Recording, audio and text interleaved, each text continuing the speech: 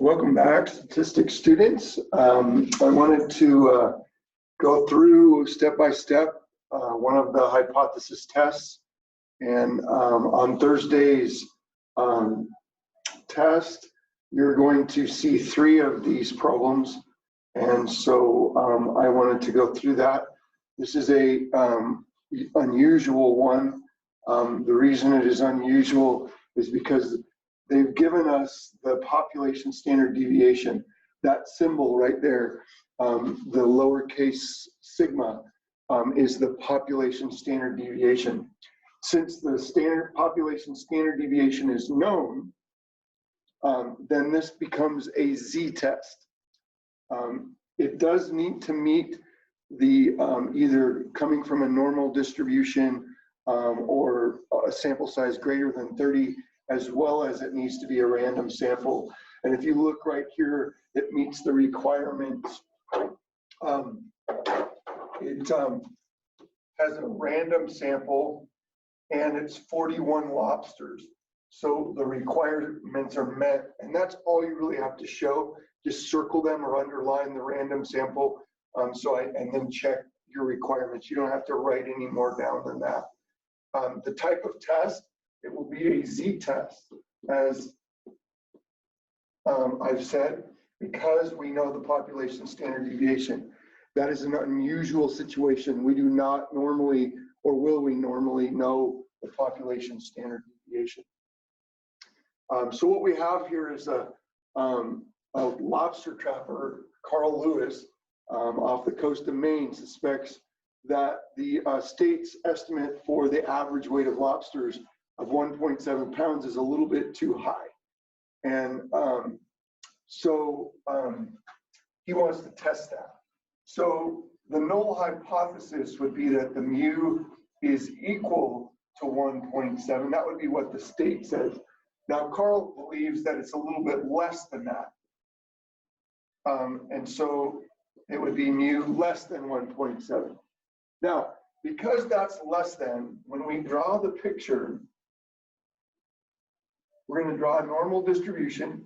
We're going to put the center line, and then this is going to be tested at a 1% level of significance, which just simply means that we're going to put 0.01 in that tail. We need to find this value. That's our critical value. And you're going to do that using your calculator, and you're going to go inverse norm, and you're going to put 0.0101, and it will give you the value. Now, this is second vars, and then I think it's number 3. So I will show you that right now. Okay, so second vars, and you see number 3. Now the area to the left, we're going to say to the left, you can pick center or right. So 0.01, and then 0 and 1 stay the same. Left is the area, and I paste it and then enter again, and I get negative 2.326. So that would be this number right here, negative 2.326. That would be that value, negative 2.326. That's kind of our line in the sand.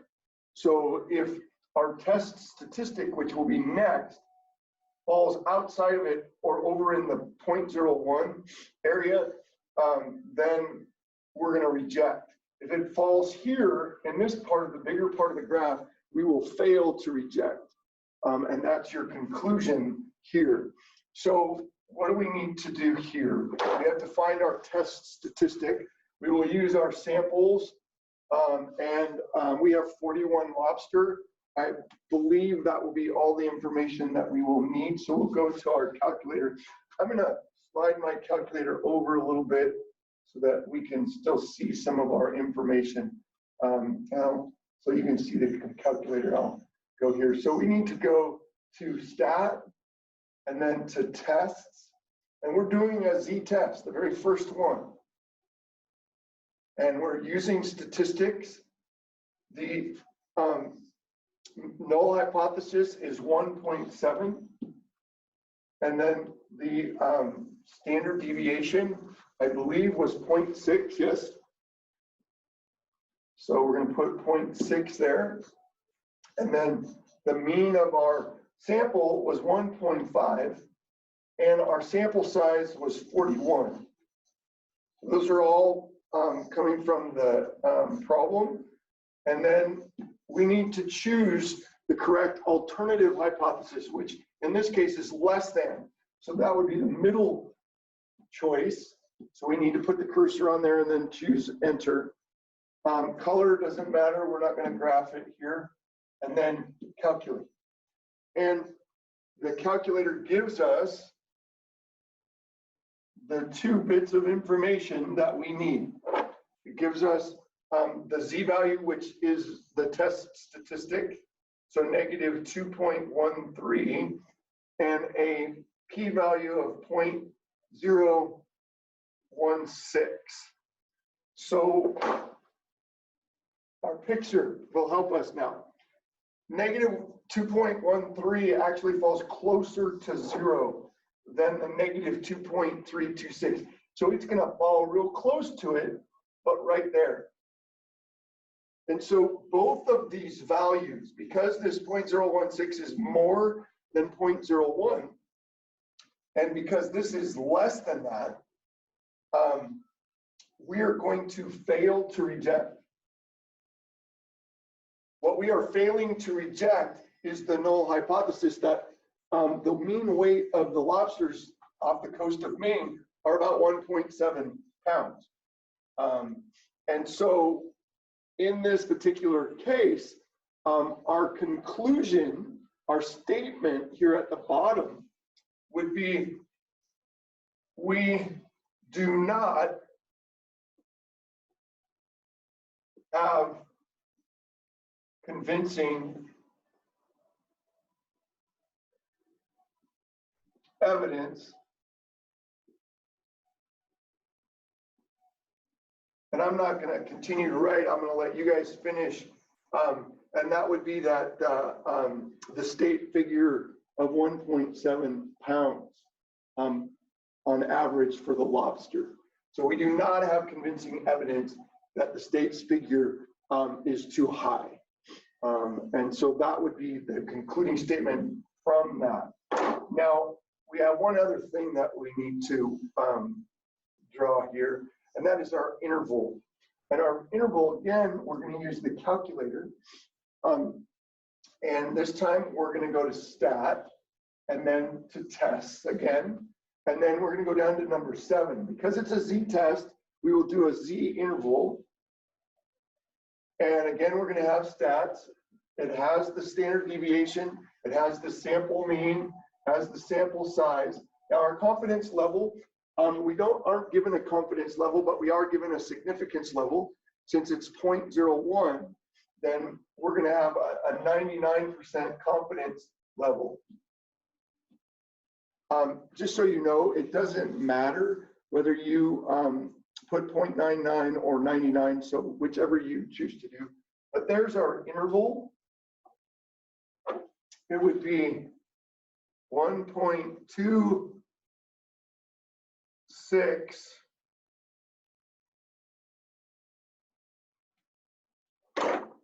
to 1.74. And then if you remember, we need to make a judgment on whether this number is included in that or not. And 1.7 falls in between them, although it's real close to the upper boundary. We would conclude that included, not significantly different. Now, understand, if this had been like 1.62, then it would have been not included significantly different. So the only thing that's going to change in these 4 words is where you put not.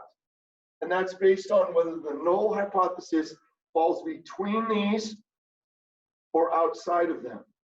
In this case, 1.7 fell between the 2, and so that's why it's included, not significantly different.